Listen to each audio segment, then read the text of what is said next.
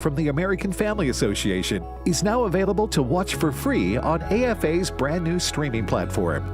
Go to thegodwhospeaks.org to watch this award-winning film today. thegodwhospeaks.org. Welcome to Today's Issues, offering a Christian response to the issues of the day. Here's your host, Tim Wildman, President of the American Family Association.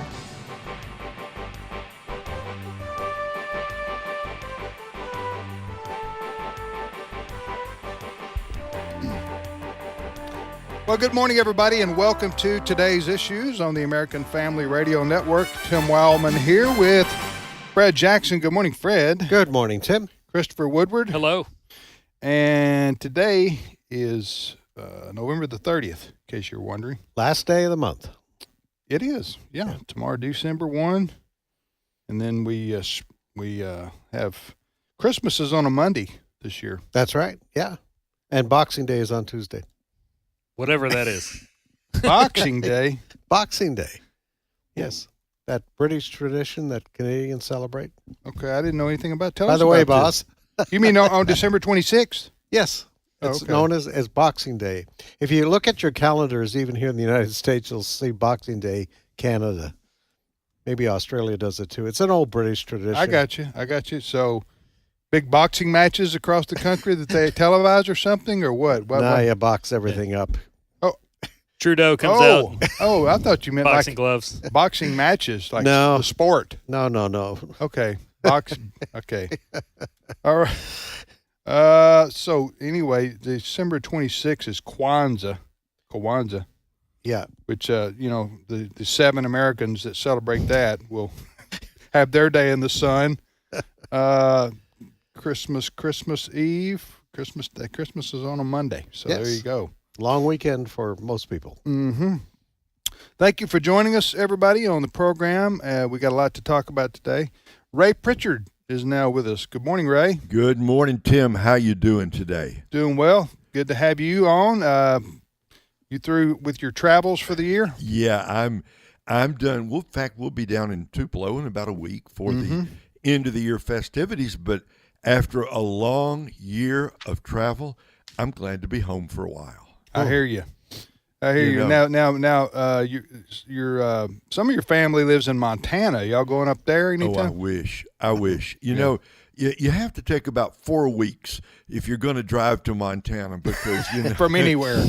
From anywhere, right? It takes a long time to get there, and once you cross the state line from Wyoming into Montana, it's still hundreds of miles you've got to drive to get to Missoula, where our kids live. So, yeah. So I wish, but thank God for FaceTime. If you think our country's overcrowded, just drive out to Montana. Just go to Montana. Yeah. We got some real estate still left. Do you remember that it. family that came here? Their son was in like a carpentry competition in Georgia, and they were from Montana, and Yeah, I they remember drove. that, yeah. He said they drove 12 hours from where they lived in Montana and got as far as Omaha, Nebraska. I know. Well, listen, the Ray is in Kansas City, and we're in. All right, let's just say we're in Tupelo, Mississippi. So Ray, from us to you, is probably about a 9-hour drive. Would That's you say? almost exactly it. Okay, 8.5, so 9 all right, let's flip that over toward Montana. How far does it take you to get to Missoula? Well, it hold on. takes about 18 hours. No, 21 hours, I guess. It's 2 long days from Kansas City to Missoula. So What are you going to say? You drive to Denver, which I know is 400 miles because I've done that one. From where to where? Kansas City to Denver? To Denver. All right, It's yeah. about 400 miles. Okay. And then, Ray, do you get on the 25 north? And go north and go through Cheyenne and up through Sheridan. You mean you have to drive to Denver from Kansas City to get to Montana? Either Denver or we've lately gone north into South Dakota, and then go from what is the one the falls?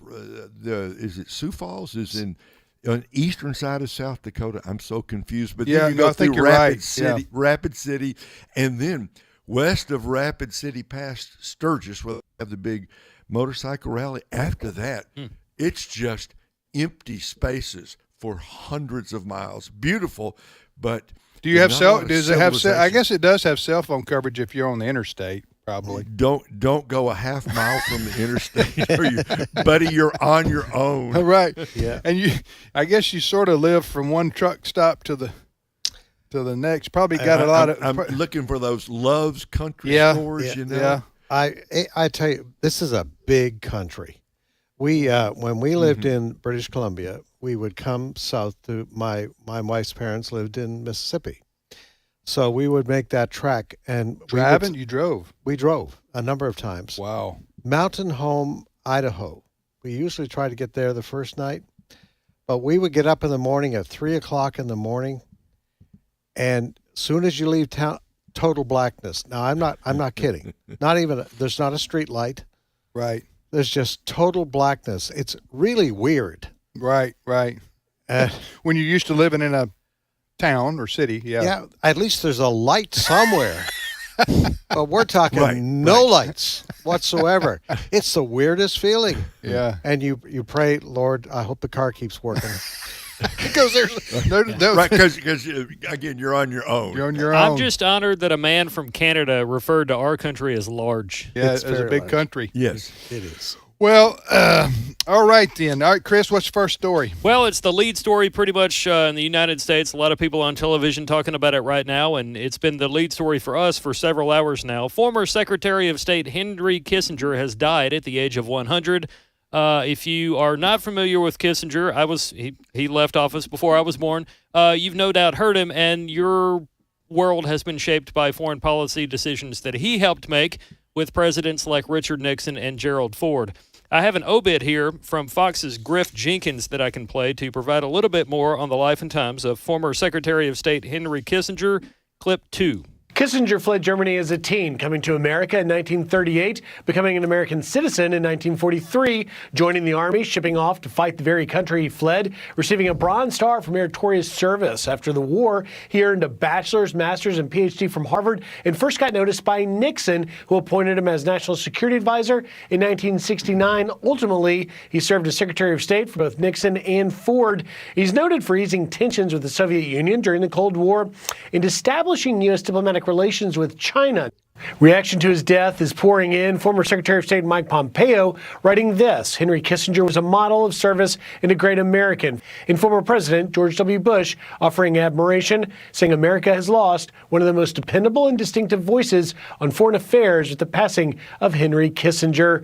Kissinger is survived by his wife, 2 children from his first marriage, and 5 grandchildren. What's not featured in that story was something I just aired at 10 o'clock on the news.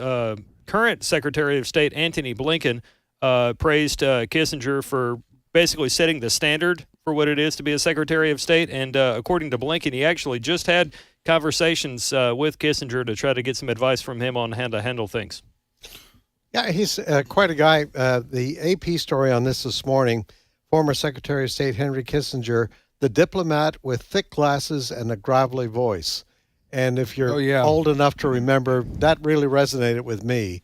And he had a kind of a monotone voice and quite a guy. I mean, as far as making history, do you know that he visited with the Chinese President Xi July of this year?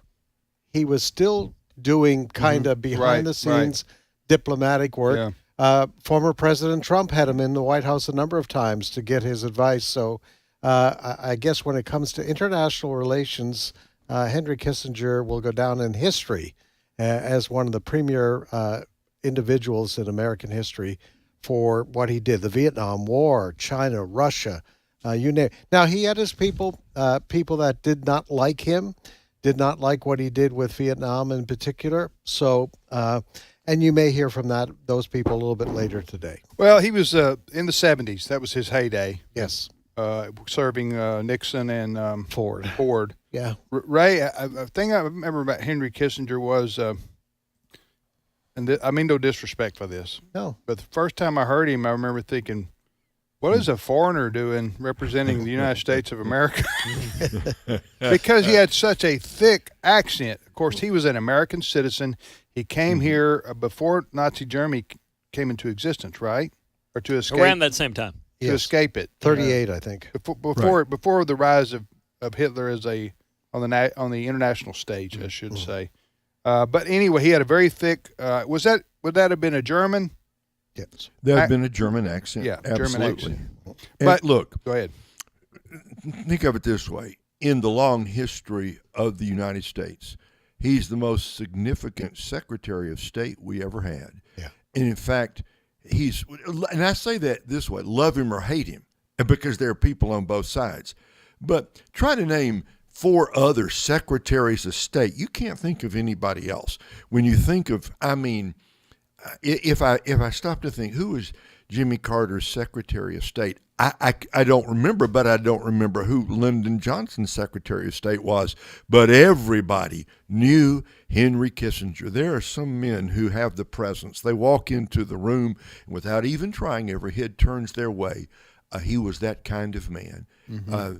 And it was mentioned earlier that there are people who today, his detractors about what happened in Vietnam, but he was given the Nobel Peace Prize in 1973 for the Paris Accords, which later fell apart, but he was trying to get us out of Vietnam. Eventually, in a very sad way, we got out of Vietnam, but he was a man with, at least we can say this much, he was a realist in terms of foreign policy. He was a realist about the Soviet Union, and he was a big reason that Nixon made that trip to China in 1972. And I think that's one reason, Fred, he went back to China this last summer.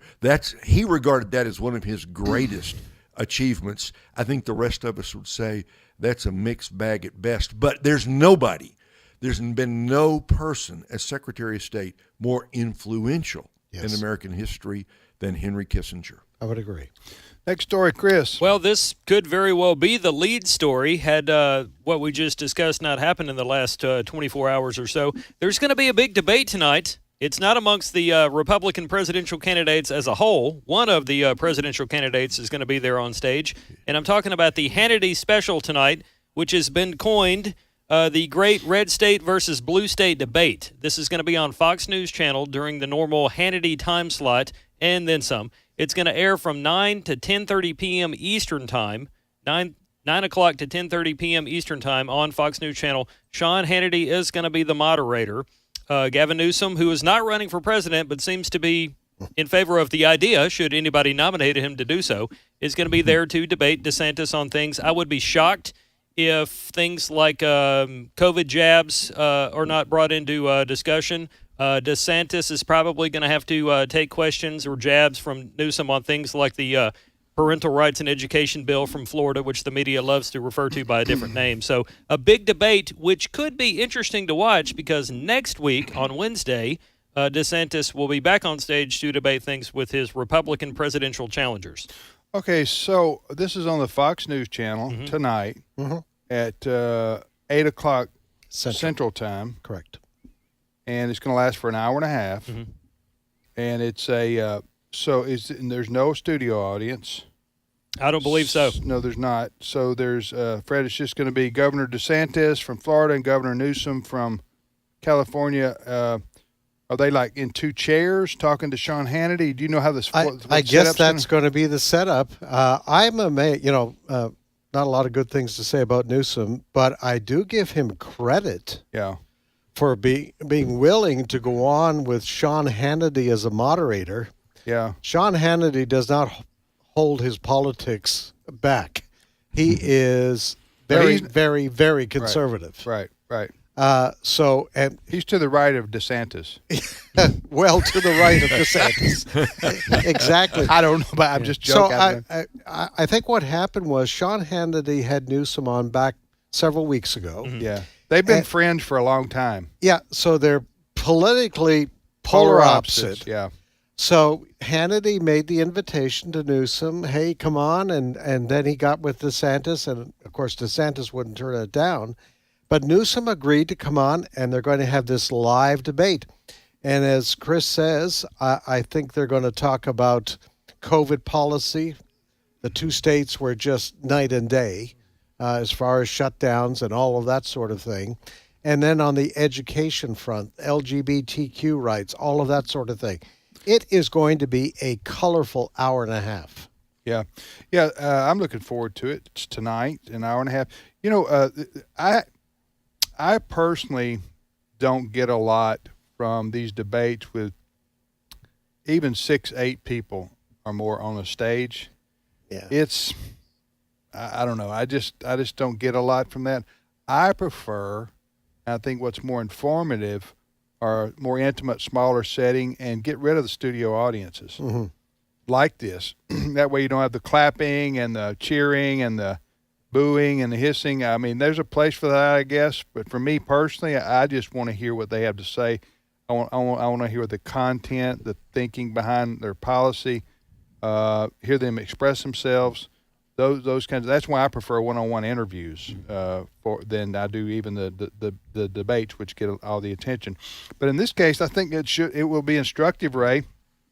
Should be, because I don't think any one of these guys given an inch. Newsom is he's a far left guy, and he's going to present that view of the world in politics tonight. Governor DeSantis, very conservative, and he's outspoken about it. I mean, he was a founder of the Freedom Caucus in the United States House of Representatives when he was there a few years back. Then he became governor of Florida and has governed as a red governor. So I mean, and you're right, the contrasting styles and the way they handle COVID in Florida versus California, just a world of difference there. So it ought to be interesting to see the ratings and how this goes. Even though both of those guys, Newsom says I'm not running against. I'm not running openly. Yes. I'm not running against.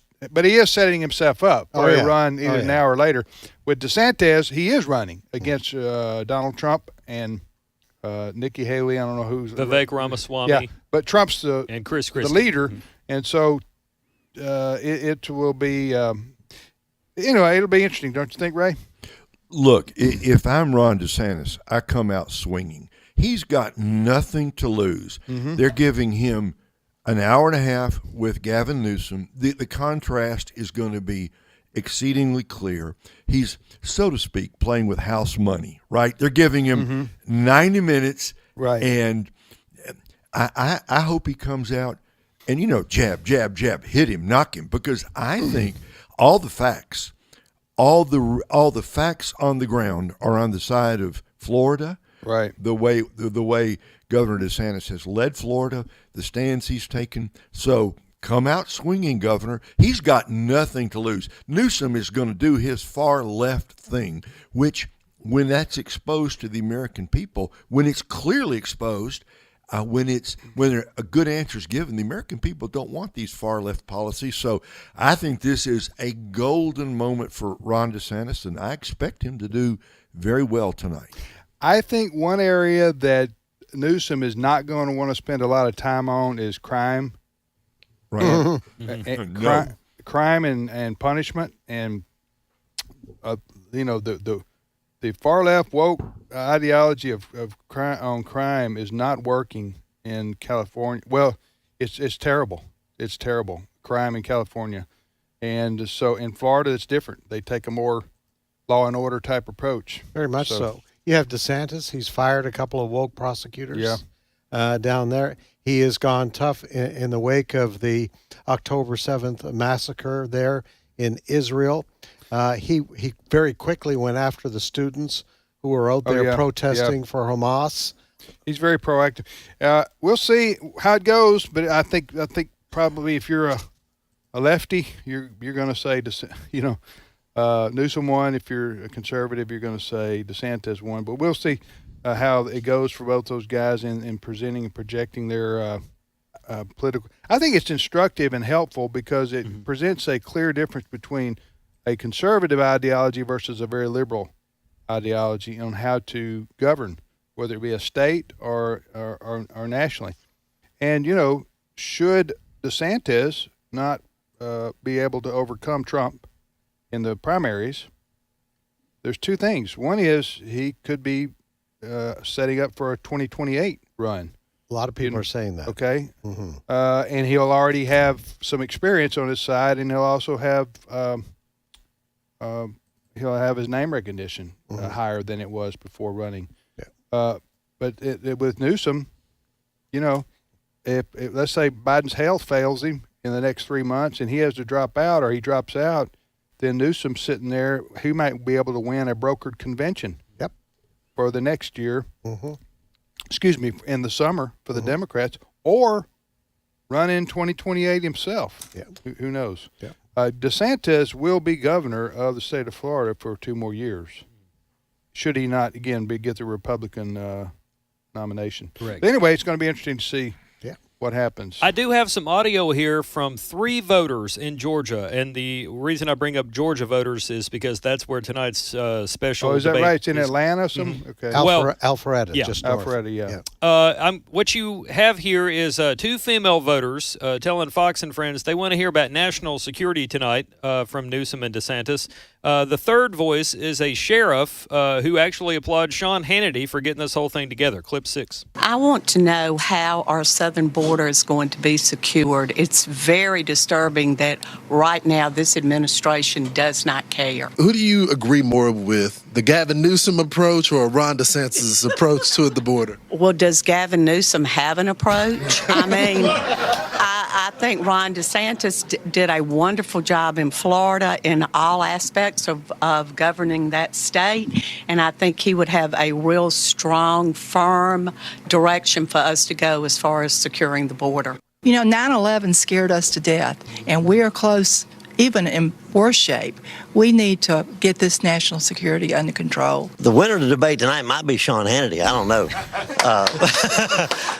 We got to do something.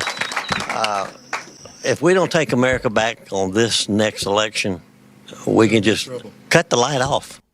I don't think there's any doubt where those folks, region of the country they're from, right? That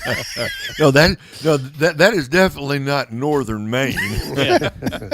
That one first lady, she just had. They use a buggy at the shopping when they go grocery She shopping. talks like my mother-in-law. She's deep southern I understood roots. every word. I'm I here know, to translate America. I know, but I'm talking about their Southern Belle language. Yes. Anyway, so they were responding to the debate tonight in Georgia. Yeah, the Fox had Lawrence B. Jones at a restaurant there. It was a packed house. A lot of people sitting around. I tell you another aspect. It'll be interesting to see, fellas, how long it'll take Donald Trump, because he hates DeSantis. He hates his guts, and so anything he does is wrong. And he said that Cuomo in New York handled COVID better than DeSantis in Florida. You remember that? Newsom said nice things about him.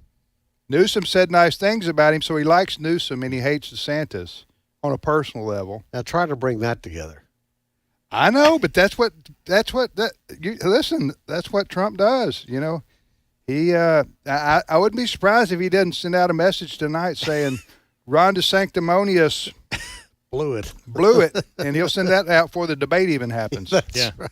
All right, let's go ahead and take a timeout.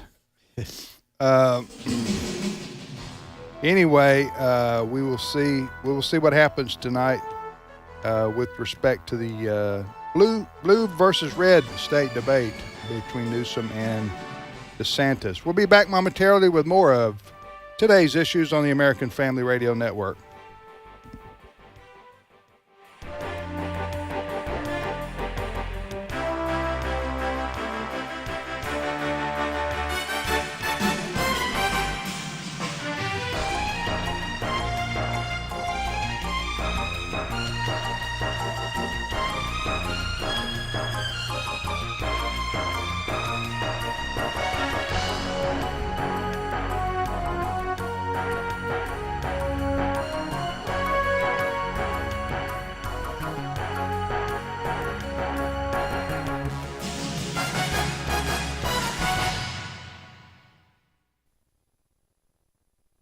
It's my turn. Here is your host for My Turn, Don Wildman. Paul had some words for us in the book of Romans, for we shall all stand before the judgment seat of God. 4-year-old Allison Hahn complained to her parents one day that her stomach hurt. Her parents, Mr. and Mrs. Terry Hahn of Hornchurch, England, took Allison to the doctor for examination. Well, the doctor came back from making the x-ray of Allison's stomach and explained to Mr. and Mrs. Hahn why her stomach hurt. The doctor told the girl's parents that she had swallowed 28 beads, a dog's bone, 3 plastic toy bricks, a deflated balloon, a toy dog, 8 coins, some birdseed, sand, and leaves. You know, I would imagine that if you had all of that in your stomach, you'd have a stomach ache also. Now, the story about little Allison might startle us, or we might even find a touch of humor in it. But there's a higher truth which the incident brings to mind. We're created, you see, in a certain way. The organs of our body are made to perform certain duties. Put food in our stomach and we get energy to perform our work, to run our brain, build our body. But fill that same stomach with junk, beads, bones, toy bricks, deflated balloons, toy dogs, coins, birdseed, sand, and leaves, and you'll come up with a tummy ache. Can we now move to another step just a little bit higher? Man has about his makeup another part. We call it his spirit. Nurture that spirit with love and devotion and dedication, and it'll grow and give us the energy to perform countless good deeds for ourselves, our fellow men, and our Creator. But fill that spiritual side of us with junk, booze, filthy reading, selfish greed, prejudice, indifference, hatred, jealousy, and you'll come up with a spirit that has a spiritual tummy ache. No man with average intelligence would dare feed a child of his, or even himself, such objects as beads or bones, toy bricks, coins, balloons, and the like. And yet the same man willingly offers his soul only a diet of filthy reading, profane speech, indifference, and all the other junk which will kill the soul. And the diet he offers to his children oftentimes is no better. Our lives can get so cluttered up with things that have no lasting significance that we lose sight of those things which are most important. Eternity. You know, few people think seriously of it anymore. The only thing important is the here and now. I can hear a few people saying, "Don't come around me with this carpenter bit, preacher. I have a house, a good car, a good job, money in the bank, booze in the cooler, and bets on the horses. So don't bug me, preacher. I have everything I need." Well, maybe you do have everything you need. Maybe you do not. I'll not argue the point. But how about tomorrow? When it comes, and it comes once to everybody, will you have everything you need? Eternity may seem like a long way off, but somehow it manages to get around to us, to all of us. This has been My Turn with Don Wildman, a production of the American Family Association. One thing I ask from the Lord, this only do I seek, that I may dwell in the house of the Lord all the days of my life, to gaze on the beauty of the Lord and to seek Him in His temple. Psalm 27:4. American Family Radio. This is today's issues. Email your comments to comments@afr.net. Past broadcasts of today's issues are available for listening and viewing in the archive at afr.net. Now, back to more of today's issues.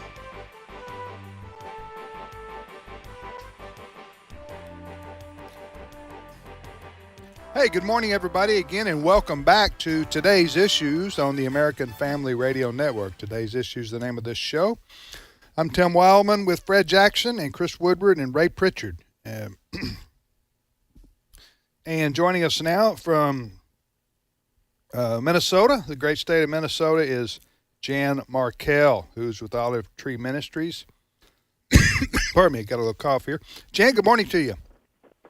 Good morning. Thank you for having me. Jan, is Minnesota a purple state, would you say? Well, I think it is, Tim. I really do. I mean, I think one of these days this state's going to go and vote red, vote Republican, because we've had decades of kind of mismanagement from the left here, and a lot of people are fed up, and And we also call Minnesota Stand because, again, I mean, we have a huge number of immigrants from the Middle East and North Africa, and we have some challenges here. I'll just leave it at that. Yeah, but the Twin Cities are pretty blue most, and then you get outside of that. Get outside of that, it's just red country for the most part, right? Yeah, pretty much so. The rural areas are pretty red. Yeah. Fred, go ahead.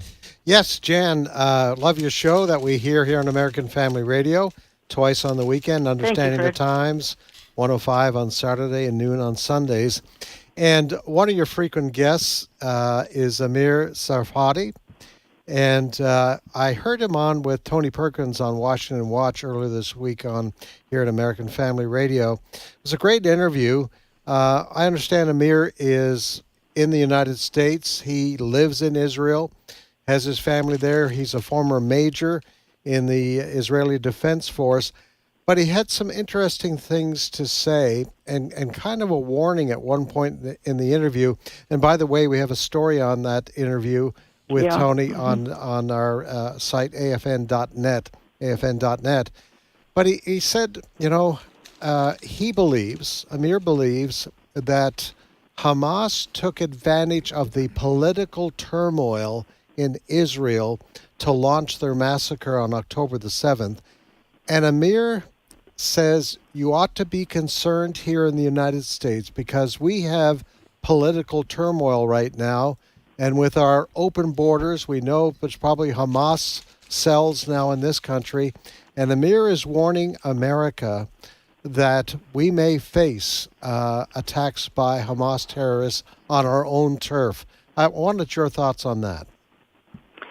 Well, and I know Amir well. He's a dear friend and a dear brother, and an Israeli who's gone through almost 2 months of a nightmare, needless to say, in Israel, living in his personal safe room with his family and I think a couple of dogs and a couple of cats, and it's been a very trying time for everyone in Israel, and I'm hearing from others tremendously trying time. And he's right. I mean, I think all of us would agree that the neglect, the reckless endangerment of our borders, particularly southern border, is inexcusable, and you have to really wonder about the leftist mind.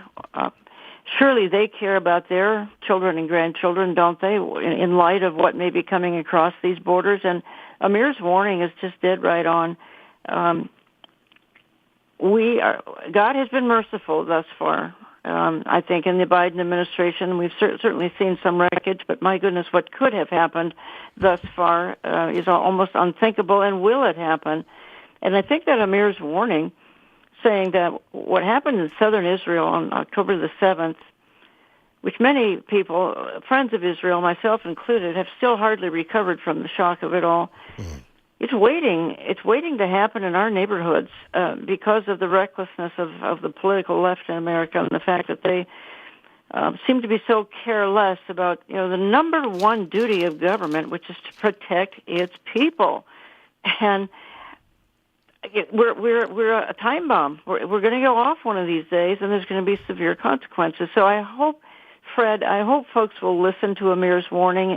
But I say people, I mean I hope those in Washington. And that's why he's here.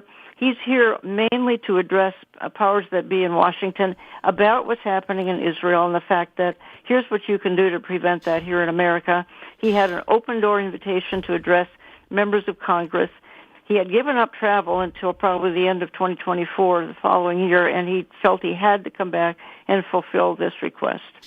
Well, listen, what Biden has done by opening up our borders to millions and millions of people, it's just derelict. It's just reckless. Yeah. It is impeachable, in my opinion. Yes. Just that act alone, what he's done by by letting the world in through the southern border and not doing, and it continues even to this day. And even Democrat mayors they're only critical now because they're having to suffer the real life consequences of this because they're having to find housing. Their cities are being invaded. Yeah, and that's what they're saying now. Yeah. But they're not.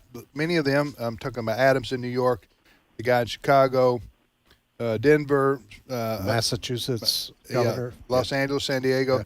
They're trying to blame this on the Republicans. Republicans are the one that want to shut down the border and have control and have security. But the Democrats, not all Democrats, but the Democrat voters, they vote for this. So.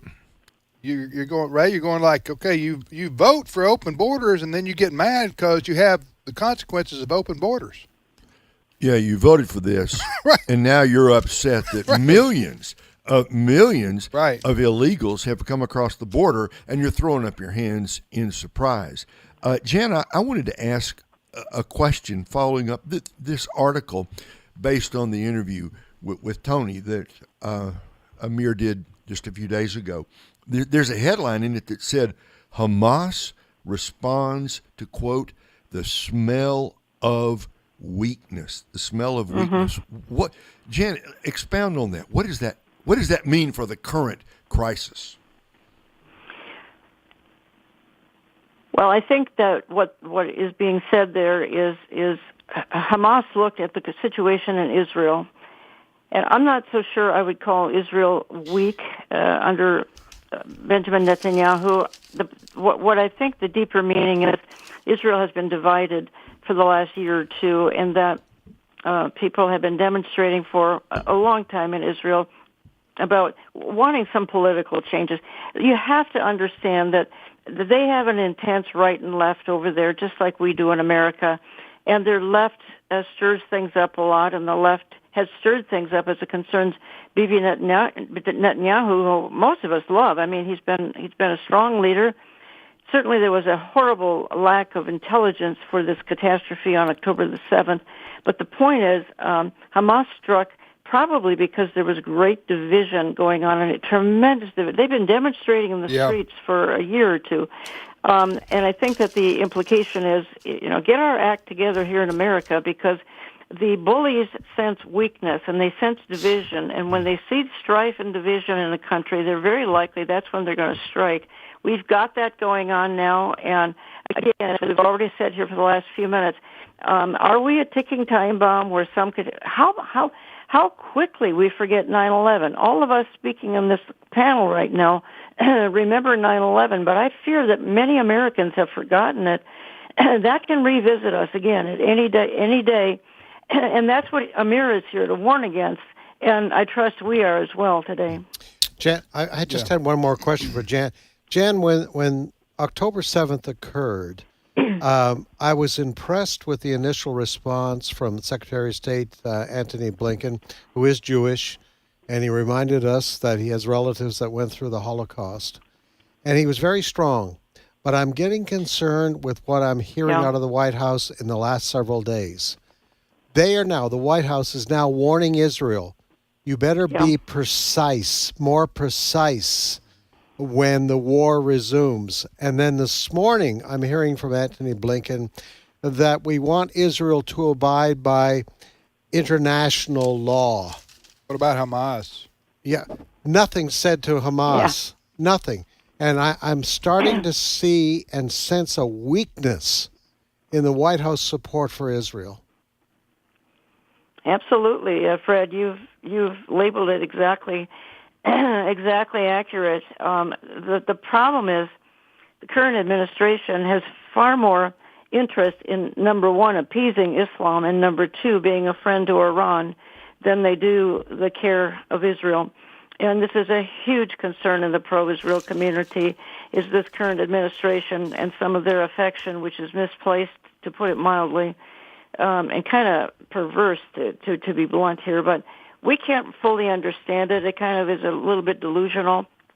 But we have sensed trouble from day number one that's going to come from Biden and associates. And Mr. Blinken, he's one of them, and you would think with his heritage he would be more pro-Israel, but again, they lean pro-appease terror and let's be friends with Iran, and Israel can probably take care of itself. It's terribly troubling, governing, let's put it that way. Is Blinken, by the way, is taking hostages, is that against international law? Fred? Yeah. Yes, absolutely. Did he say anything about that, or? Oh no, you know? no. It's one way now. It's just nitpicking and critiquing Yes. Israel at every move, right? Yes. But Hamas, no. Yeah. All right, Jan, we look forward to the weekend program. Thank you. Who's your Thank guest you. again this weekend coming up? We're gonna my guest tonight. We're gonna look at the top 10 stories of 2023 that I Okay. think will affect your audience. Yes. Okay. Thank you, Jan. Appreciate it. All right. That's Bye. Jan Markell joining us from Minnesota. Jan is the Olive Tree Ministries is her ministry, and her program is called Understanding the Times. One of our frequent guests is former Congresswoman Michelle Bachmann. Yeah. And Michelle Bachmann just has the knowledge about what's going on in the Middle East. Michelle Bachmann worked on a kibbutz for a while, and was part of when she was in Congress committees that met with the Palestinians and put it to their face. This is what you're teaching your children in the West Bank and in Gaza. You're teaching them to hate Israel. And folks, that's what's behind this. By the way, you hear the term kibbutz used talking about Israel. Kibbutz, for those who don't know, that's like a little farming community. Mm-hmm. All right, and they have a lot of those in Israel, where they grow, they grow vegetables and plants. They have, animals. I wouldn't say it's exactly communal living, but something like that. Mm-hmm. So that's when you hear the word kibbutz, think family farm, basically. Mm-hmm. In community farming in the land of Israel. You're listening to Today's Issues on the American Family Radio Network. Tim, Fred, Chris, and Ray. And now Alex McFarland joins us from North Carolina. Alex is on the Exploring the Word program with Bert Harper each afternoon, Monday through Friday on AFR. Good morning, Alex. Good morning, everybody. So, Alex, we talked about this the other day. I wanted you to talk about it since you and Bert do the Bible questions and Bible study every day on AFR Monday through Friday. People talk about natives of particular land areas, right? Mm-hmm. Indigenous people is the other term that we hear used. Oh yeah. Are the Jews indigenous to the land we call Israel now? Absolutely. And, it's funny, a lot of people nowadays, especially, young adults, that, right now in America, about 32 to 33% of late teens to 20-somethings identify as atheist. But a lot of these people that are very secular, they are passionately committed in their mind to social justice.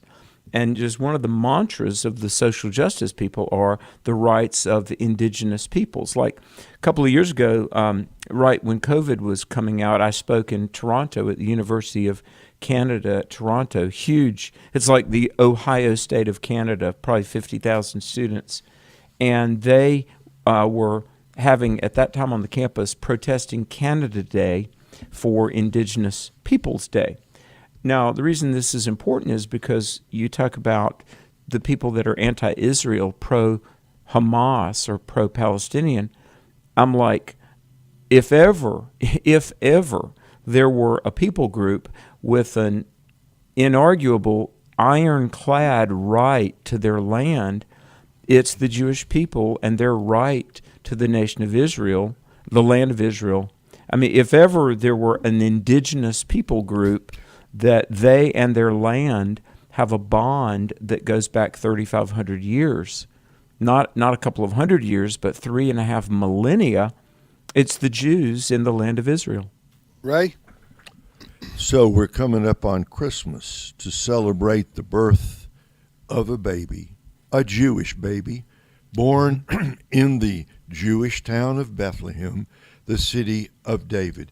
It's ironic that in the Christmas season, we'd even have to argue over who was there first.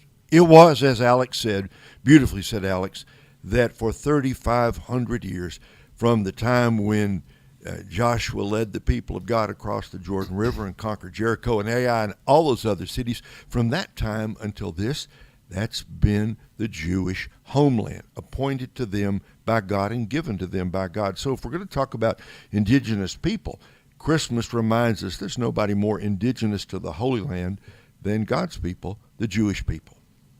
But go ahead, Ray. You through? Done. Oh, done. Okay, go ahead. I think Alex wanted to respond. Oh, I was just go going ahead. to say, consistency and truth and rational thought is not the strong suit of the social justice warriors. I just wonder, you're a social justice warrior, right? And you said most of them are atheists? Well, no, I'm not a social justice warrior. I mean, I'm righteousness and justice as long as it But I'm talking about God's these Antifa types. They're not all Antifa, but they're all the most of these far left causes are led by atheists or agnostics. And people that they envision some global world utopia. We had a stand for Israel in my hometown of Greensboro, North Carolina, about 3 weeks ago, and there were about 400 people, and we stood on a major thoroughfare peacefully, showing Bible verses and waving the blue and white Israeli flag, and it was largely peaceful. A few cars went by and gave us a mean gesture, but a group of college students came out, and they were very much concerned about social justice. And, I just ask, what about Native Americans? Yes, the rights of Native Americans above American people, blow up Mount Rushmore, social justice, indigenous people. And that was the question I asked. Well, why not Israel? I mean, if you're going to advocate for the rights of indigenous people, why not for the group that was in the Holy Land 3,000 years before the birth of Muhammad? They have an answer? No. I mean, total deer. Crickets. I know. But Alex, Fred here, how do you deal with people who aren't even dealing with reality? We played some audio from a city council meeting in Oakland, California, earlier this week. They had a resolution that they wanted a ceasefire, but also there was at least one council member who wanted an amendment condemning Hamas. Person after person came to the microphone at that Oakland, California City Council meeting, and you had people saying it was the Jewish soldiers that killed those Israeli people on October 7th. They killed the Israeli children. Mm-hmm. Well, how do you deal with individuals like that? Well, it's hard because, as we all know very well, the left they make up their facts, and here's the thing: the left will embrace a dozen lies before they will acknowledge one indisputable truth, and so that's why what the news department at AFR. That's why it's so important. That's why citizens everywhere have to do the hard work of learning truth. And many of the people, there are people that have simply been grossly misinformed, like college students that I talk to. They've sat under hyper-liberal professors, many of whom the professors themselves are grossly ignorant of world history. Yeah. So there's definitely a problem of truth in our culture. Tim, I would say we're in a truth crisis in many ways. Hey, I wanted to ask you a question, switching topics here, Alex. Talked about colleges and universities.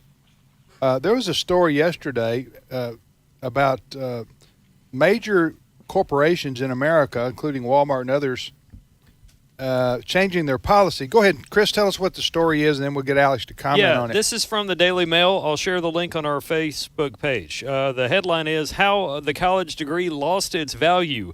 Nearly half of U.S. companies plan to axe bachelor's degree requirements after Walmart, Accenture, and IBM led the charge. So they've had bachelor's degree as a minimum as a educational requirement for employment for some positions, and they're doing away with that. Yes. Alex, are you surprised? And is this a good or bad move? Well, I'm kind of glad about this in the sense that it's exposing American higher education for the sham that it is. I mean, now, not all. I mean, there are some good schools, some Christian schools, and let me just say some good Catholic schools too. However, secular, government-subsidized higher education, it's like Chuck Colson would say, 4 years and $100,000 to discover that you can't know anything. You better be able to do something. Yeah, with, exactly. With that kind of money spent, if you want to get an engineering degree, or you got to go to medical school or law or something, for that kind of money, you better be able to do something pretty quick that gets you a job that makes money that repays the student bills. But what you are avoiding, I think these companies are going to. I don't know if they're doing it for this reason. I don't think that they would say so publicly, necessarily. But by companies, if this happens on a mass scale, and I think it will, where corporations say, you know what, we don't care about your college degree anymore. We only care about what you know and what you can do and what we can train you to do. Yeah. And I think that will take away the monopoly that the colleges and universities have. I'm talking again about the ones you're talking about, the vast majority of colleges, which are secular in nature. And they're using this time period, these 4 years, to indoctrinate these young people with lefty ideas. Yeah. Well, all of these, women's studies and African American studies, and look, God knows I'm not racist. Right. I'm not. But so often these studies of ethnic minorities and people majoring in things like critical race theory. No, they're just hate white people classes. It is. That's what hate they are. Capitalism. Teach you how to hate white people more. Okay, and that's these what they degrees are. are useless, and the people that spend the time and the money, that they don't know anything. Right. I mean, and just guys, there's a requisite body of knowledge that you have to have simply to understand where we are in history. You need to know that there was a Protestant Reformation, the Enlightenment, the Revolutionary period, the 19th century, the 20th century. And these kids, and I love young people. We work with thousands of young people every year, but the products of public education, they're just not taught. Alex, we got a minute to go here. If this is not, I want to know, how can you help people find a college and university for their young person? I think so. Where can you recommend they go to learn? I mean, what do you say to that question? Well, Liberty is good. I was actually on the board of Liberty in the 90s, and I'm a 3-time graduate of Liberty. Underachiever. Well, I'll tell you, Charis Bible College, which is one of the fastest growing colleges out west. They have a business program, thoroughly godly. Grand Canyon is good. Houston Baptist is good. I had the privilege of speaking at Blue Mountain College there in Mississippi. I think that's good. But it's university now. It's called. But yeah, you're right. It's right down the road from us here. Yeah. It's a great school. Yeah. But I got to tell you, we have to be vigilant against the woke agenda. And we could spend an hour talking about what that means. But we're in a battle for truth, guys. Yeah. Thank you, Alex. Look forward to the show this afternoon. Blessings to all. Okay. That's Alex McFarland. Yes, the school he was talking about is, he was talking about several schools, but Blue Mountain College, which is about 50 miles from where we sit, is now called Blue Mountain Christian University. Yeah, my daughter's a graduate from there. Okay, yeah. Excellent school. There are many other schools across the country that do a fine job in educating and not indoctrinating.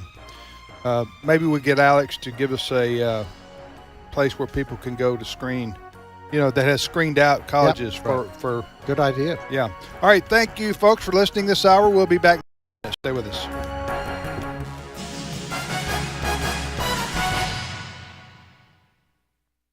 The views and opinions expressed in this broadcast may not necessarily reflect those of the American Family Association or American Family Radio. Faith, family, freedom. American Family Radio. Life is precious, and a child is truly a gift from God. Even inside the womb, the baby is living with a heartbeat that grows stronger every day. But abortion stops that beating heart. Protecting the life of the unborn is more than just a noble cause. It's our duty and our privilege. Thank you for continuing to fight for the sanctity of life, and stay encouraged. It's a winning fight. A reminder from AFA. This is American Family Radio, a listener-supported ministry of the American Family Association.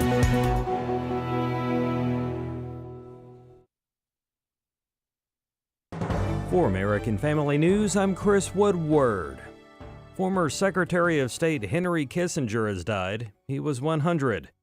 Kissinger served under Presidents Richard Nixon and Gerald Ford, and he stands among the 20th century's commanding figures in U.S. foreign policy. Fox's Sean Hannity hosts the Great Red versus Blue State debate tonight between two governors. Fox's Jeff Manasso has more. The site Alpharetta, Georgia, where Fox's Sean Hannity presents an exclusive live 90-minute televised debate between Florida Governor and GOP presidential candidate Ron DeSantis and California Governor Democrat Gavin Newsom, with a focus on major issues impacting the country, including the economy, the border, immigration, crime, and inflation, and the vastly different approaches the two governors have, as well as insights to their political philosophies and ambitions for the nation. The Great Red versus Blue State debate at 9 p.m. Eastern Time on Fox News Channel and simulcast on Fox News Radio. Jeff Manasso, Fox News. While many evangelicals who supported Donald Trump in 2016 are having second thoughts, at least one is standing firm with the former president. Steve Jordahl has this story. Seems every day there's a new and escalated attack from Donald Trump on his political enemies. Of late, he's taken to using the most vulgar and crass words in the English language. Many evangelical leaders who put up with the milder outbursts in the past are starting to look to other Republican candidates. But Dr. Robert Jeffress, author of the new book, Are We Living in the End Times?, says he's still on the Trump train. I've supported him for 8 years, since the summer of 2015, and I support him, as I always say, for his policies and his electability. Jeffress says the former president is a study in contradictions. To be sure, he doesn't approve of the vile language and over-the-top attacks from Trump, but his policies are biblical policies. They are pro-life, pro-religious liberty, and pro-Israel. Not only was Jeffress a supporter of the president when he was in office, he was a spiritual advisor, often visiting the Oval Office to help Trump understand the perspective of his, at the time, strongest base of support. I asked him if he still is in contact with the 45th president, and if so, is he advising him to dial back the vile and unproductive attacks? I do remain in contact with President Trump, and all of our conversations I keep private. I'm Steve Jordahl. A study released this week may underestimate the ramifications of abortion. Here's AFN's Charlie Butts. A study by Ethiopian medical researchers examined 600 studies and concluded that there is strong evidence that women who experience abortions or miscarriages suffer psychological impact. Randall O'Bannon of the National Right to Life Committee says it's important for people to know. The other side has always tried to tell us that when women want abortions, that they're pleased and they're satisfied and that they feel relief. Well, this shows us that there's evidence that when women participate in those abortions, it actually leads more of them to have depression. That confirms what AFN has reported for years. The Ethiopians track depression in about a third of patients, but the figure is likely higher because the depression can show up much later, estimated up to 10 years. The best thing to do, obviously, when women is faced with a difficult circumstance is to go and find someone that can help her to get through that and to help to preserve the life of both her and her unborn child. And that way that the world will be better off with both of them there. There is an approach long lost in today's world that prevents pregnancy, so no need for abortion. And that is practice abstinence. I'm Charlie Butts. In final news, electric vehicles have proved far less reliable on average than gasoline-powered cars, trucks, and SUVs. That's according to new information from Consumer Reports, which found that recently made EVs encountered nearly 80% more problems than did vehicles propelled by internal combustion engines. That's all our time for now. Find more news on afn.net. It's not just what you hear on the radio, Visit afn.net today for columns, political cartoons, and videos.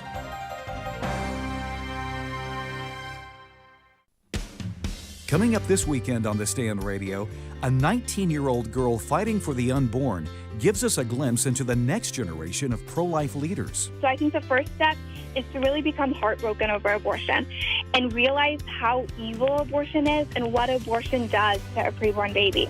The Stand Radio, Saturdays at 4 and Sundays at 8 p.m. Central on American Family Radio.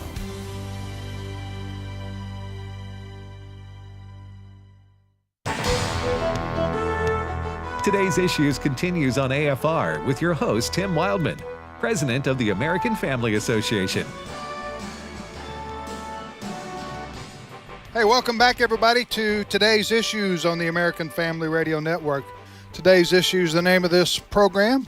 We're here till the bottom of the hour. I'm Tim Wildman, but Fred Jackson. Good morning again, Fred. Good morning.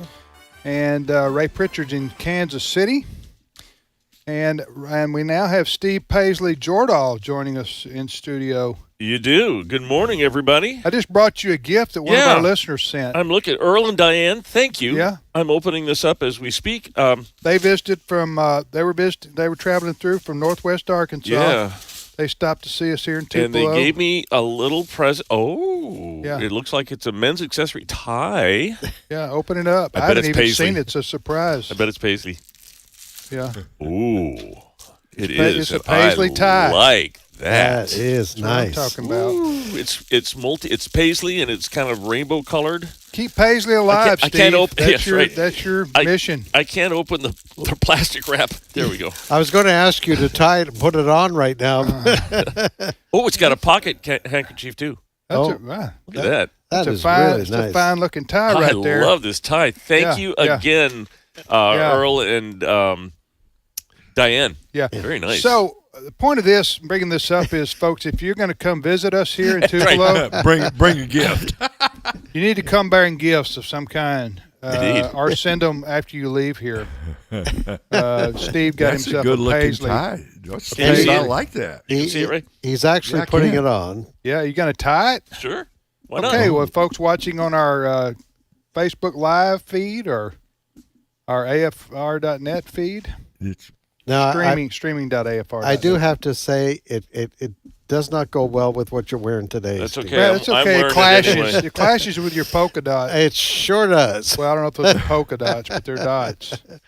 But there you go, man. You can tie fast. Wow, A lot of impressed. experience. That's amazing. Well, that's Steve. Anyway, you can wear that during the show. I will. Folks want to see how Steve's clashing.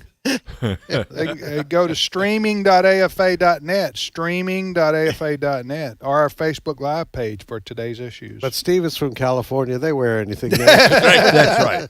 That's right. It doesn't have to match. Patterns don't matter to California. No, whatever. There you go. Well, anyway, all right, Steve. What is your first news story? All right. So there's been a debate for a while in conservative circles. Some people are wondering whether or not January 6th was actually grassroots. Did Donald Trump incite the crowd? And were all those people that were at the Capitol, were they all Donald Trump supporters? Or were there perhaps some instigators, perhaps put there by maybe the Justice Department or the FBI? Ray Epps' name comes to mind. Well, Congressman Clay Higgins, who is part of the Committee on Homeland Security and part of the Oversight and Reform Committee in the House, he was talking with Newsmax, and apparently he's seen some data. I have not seen said data, but if you trust what he says, this is what he says. Cut 8. The FBI was not only involved in the actions on January 6th from within. They had, I suspect, over 200 agents embedded within the crowd, including agents, or as they would call human assets, inside the Capitol, dressed as Trump supporters, before the doors were opened. Beyond that, the FBI had embedded themselves and infiltrated online chat groups and and websites and social media accounts across the country with any group that was discussing objections to COVID oppression. And the FBI, effectively infiltrated those groups. And when you track the text threads and the communications within those groups and find the origins of suggestions of potential violence or an active occupation of the Capitol on January 6th, you'll find that those messages were led by members of the groups that ended up to be the FBI agents that had infiltrated the group. All right, you just heard there about COVID, which let me just explain the Who connection again there. was that? That was Louisiana Congressman Clay Higgins. And he said, now, COVID and the January 6th aren't necessarily related, but he said that the FBI infiltrated groups that were talking about ivermectin and COVID vaccines and all that kind of stuff. And in those same discussions around January 6th, those same people started talking about the Trump rally on January 6th. And so what he is saying is that those conversations in those chat rooms that talked about maybe infiltrate or going into the Capitol or causing mayhem on January 6th were led by what he says are FBI informants. Now, let me ask you this. He did say, he used the expression, he said, I suspect. Yes. I mean, that I suspect is not I know. Correct. Okay. Or he'd have said I know for a fact. Yes. Right? Unless he was talking about I suspect the number, that is, and then he said, again, I don't know the congressman, right. But he is, he's a good guy in terms of his credibility. And he's in a position by virtue of his committee assignments to come across some of this information. Yeah, but what I would say would be, did he also say that there were 200 people dressed up like Trump supporters in the Capitol for the invasion? Did he say that? The 200 number was total amount of agents inside and out that he suspects. But he mentioned he did not mention a number. But he said he did. Well, he mentioned the 200 number, but he did not mention the number of who he says are FBI agents inside the Capitol. Play it again. Before Play it again. The FBI was not only involved in the actions on January 6th from within. They had, I suspect, over 200 agents embedded within the crowd, including agents, or as they would call human assets, inside the Capitol dressed as Trump supporters. So that was 200 total, including some that were in the Capitol before. He suspects that they were in the Capitol before. Now, Christopher Wray, the director of the FBI, won't answer directly how many they had. That's correct. He's been asked several times. And he won't answer that. He says based on the fact that they're not going to talk about the way they dish out their confidential informants, okay, which I understand. What Ray, I know you're there and you're not a potty plant, so we're going to let you talk in just a minute. But so let me ask you this. I think I know the answer to this. What would be, if you were asked the congressman, what is your overarching point you're making? What is he saying? That January 6th was an inside job. 100%. 100%. That's exactly what he's saying. What he's saying? That's 100% what he's saying. Well, that the fix was in, and that the FBI was in on it, and that there were 200 or more federal. He said he has that deep Southern drawl, and it sounded like he was saying Asians. Yeah, he's got Cajun. He's Cajun. Also, thank you. It's Cajun speak, and I thought he said Asians too. But it was. And I thought, agents. what did that have to do with anything? Secret Asian man. Yes, he was saying AGENTS. That's right. That's right. Federal agents, FBI, and or some other federal employees who were dressed up to look like Trump supporters, and some of them were inside the Capitol before I've never heard that. Maybe I hadn't been paying attention. Had you heard that before? No.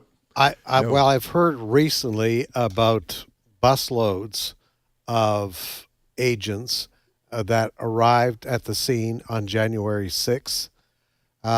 We heard Mr. Epp, the story. Ray Epps, yes. Ray Epps, we've heard that before. You know, a few years ago, 3 or 4 years ago, I guess, if we had heard this story, this is crazy. The FBI, the Federal Bureau of Investigation, would never do what the accusation is saying they had done. But you know what? I keep going back to the Mark Houck case. He's the pro-life guy. Pennsylvania. Who had a slight shoving match with a Planned Parenthood worker in Philadelphia. He was charged for that and found not guilty. But the FBI sent about a dozen armed agents to his house to arrest him. We know that the Justice Department has been weaponized against its political enemies. Is it possible that this would happen? I think we need a whole lot more proof than what the congressman is portraying right suspecting. now. Yes, we need a whole lot more proof. Will we ever get that? I'm not sure. But I do believe the accusations that have been made by many that the Justice Department has been corrupted. We've seen how they treat parents who show up at school board meetings, calling them domestic terrorists, all of these sorts of things. You also remember, and Adam was just pointing this out to us, do you remember the coup to kidnap Governor Whitmer that they were talking about last year sometime or earlier this year? They have found that was led by FBI agents as well. So it's not unfounded. And to the point of why you're just now hearing about the agents inside, it's only been within the last week or two that they've released all of the tapes from J6. Yeah, so that's where you might find those that you weren't brought up by the January 6th Select Committee. Yes, Mike Johnson, the new House Speaker, he promised to release all the videos. Okay. All right. Can I be I'm going to play the part of the skeptic here. Play the part of Ed. Okay. I would be Ed the liberal. Okay. I just think if you had FBI agents inside the Capitol, not outside mixed in the crowd. I don't think the FBI director even denied that. I don't think he denied it. He hasn't commented one way or the other. I don't believe on it. Okay. Well, I don't know how many, but if you had them inside the Capitol, dressed up like Trump supporters with red hats on, that's a bombshell. And that would have been already reported in the media and confirmed in the media, even as biased as the media is. The right-wing media and the conservative media and the congressman would have already talked about that, right? I'm talking about Comer. I'm talking about Jim Jordan. I'm talking about Mike Johnson. Talking about leadership in the Republican Party and the House of Representatives would have already shown video of that on national television that said, look, this happened. So I'm not buying that. Not calling the congressman a liar. He did say I suspect. Right. Okay, so he qualified that. I just wanted to say what my thoughts are on that particular part of the story. I mean, that's like a movie. Well, to your point, I think if this has just now appeared because they've just discovered this on the newly released tapes, you better be seeing that in the next day or two. I think to your that point, claim. That claim, if that claim is just now being discovered because they just found it on those thousands and thousands and thousands of hours of tape that they have. It's possible that they just now found that. How many hours of tape are there? Oh, I'll look it up. But of that one day? Yes. Right.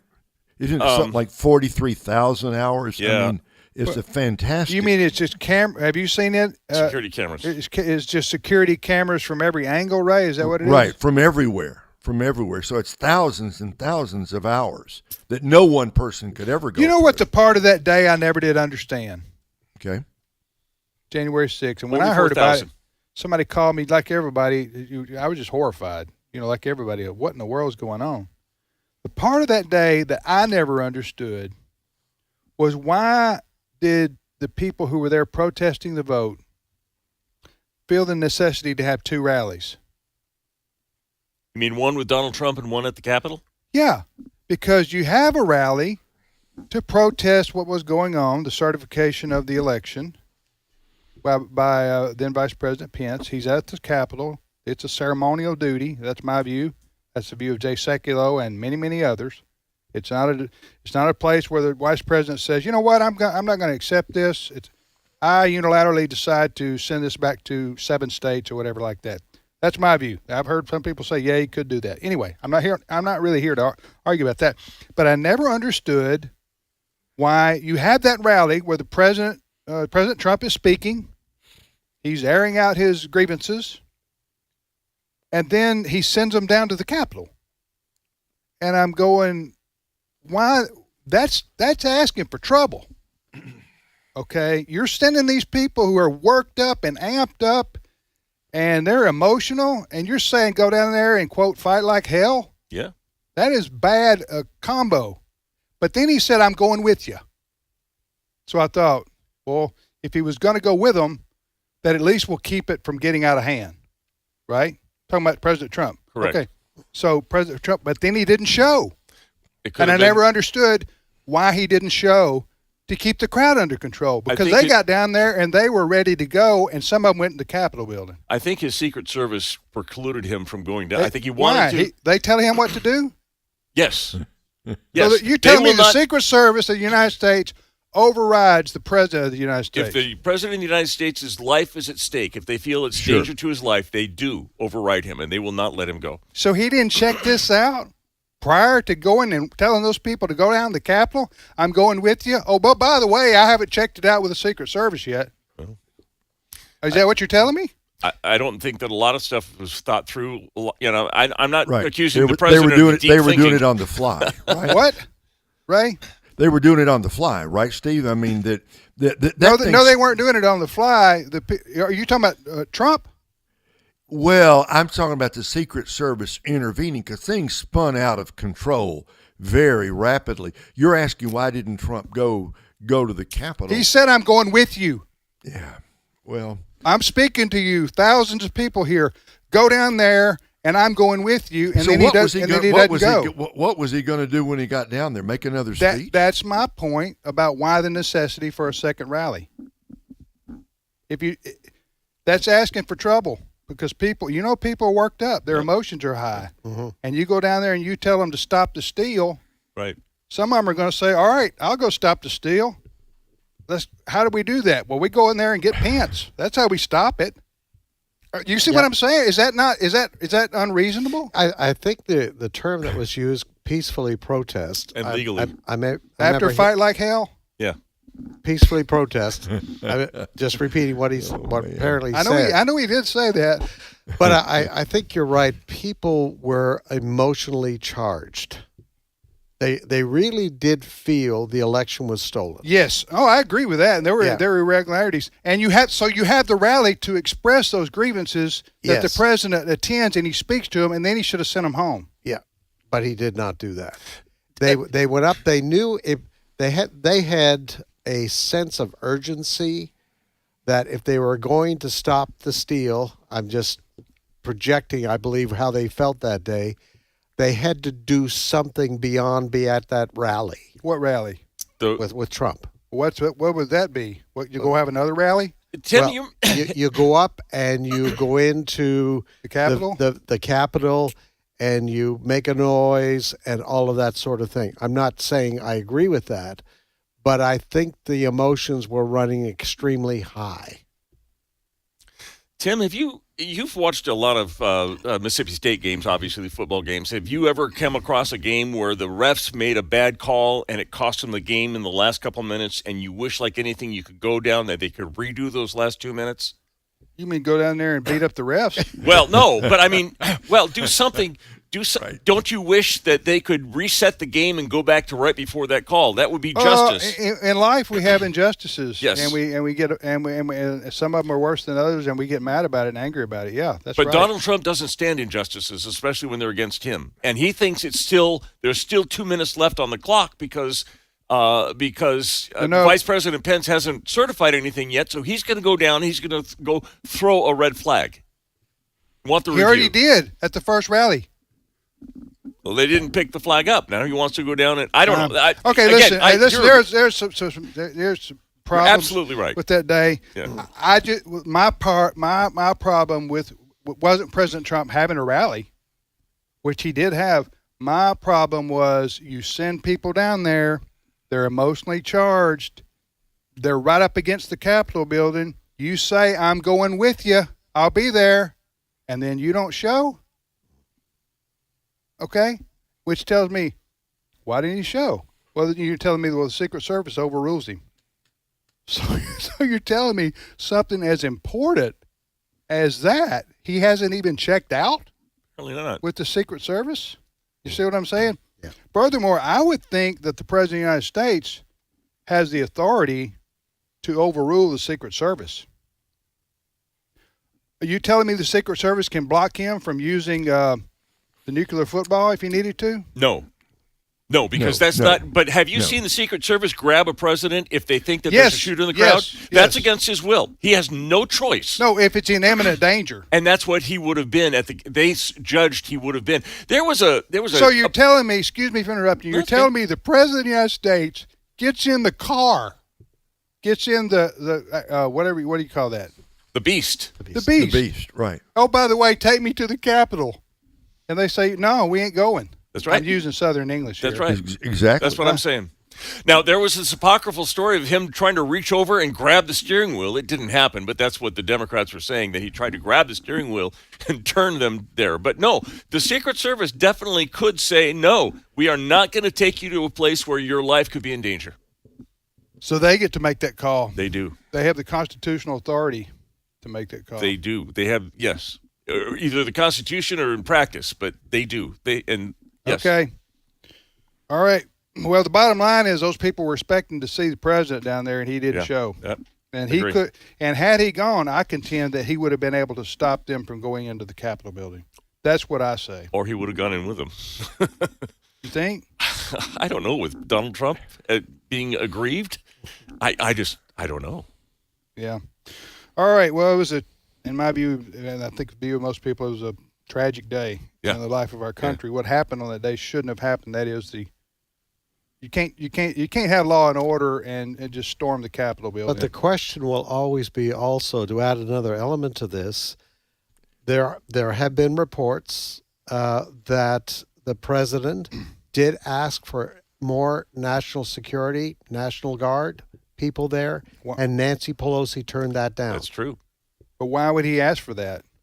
Because he was expecting a big crowd. And the crowd he knew was going to be emotional. Yes.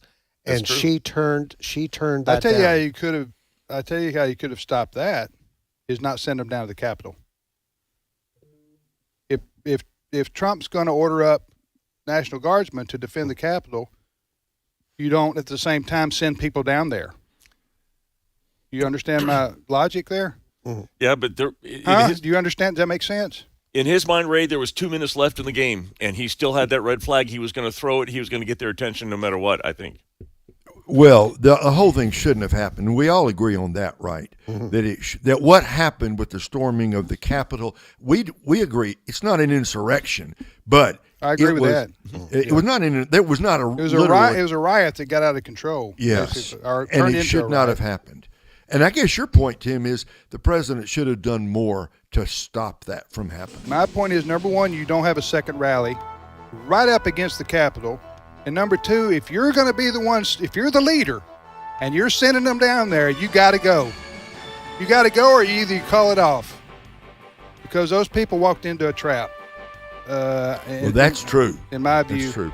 And that could have been stopped by not having a second rally. And certainly Trump not sending them down there all emotionally worked up. He was angry. A lot of people were angry, but they had their rally. They aired their grievances. Then you send everybody home. That's my view. That's where the mistakes were made, at least on the part of those in attendance. All right, we'll see you tomorrow, everybody. Have a great day.